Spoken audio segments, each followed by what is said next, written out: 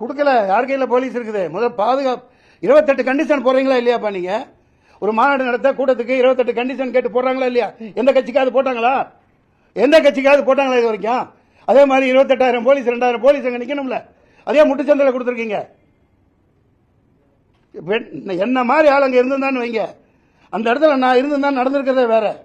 கொஞ்சம் அந்த அவர் இருந்தா அந்த விஜய் ஜனகனை பாடி இருப்பாங்க. இது அரசியலா? கேவலமா இல்ல?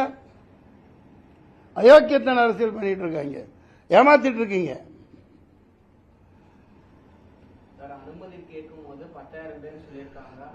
என்ன நீ கோச்ச பச்சை குழந்தை தனமா 10,000 பேர் அப்படித்தான் சொல்லுவாங்க. 20,000 பேர் சொன்னா உங்களுக்கு பர்மிஷன் கிடையாதுன்றான். போலீஸை பத்தி தெரியாதா? போலீஸ்காரங்க நல்லவங்க. அவங்க என்ன செய்வாங்க? மேல என்ன ஆர்டரோ என்ன உத்தரவோ அதுபடி அவங்க நடந்துக்குவாங்க. அவ்வளவுதான் அவங்களால முடியும். அனுமதி கேட்கல 10,000 பேர் வருவாங்க அப்படிதான் கொடுக்கணும். அவங்க அப்படிதான் நடைமுறை. 10 பேர் அந்த கூட்டத்துக்கு வரமாட்டாங்க.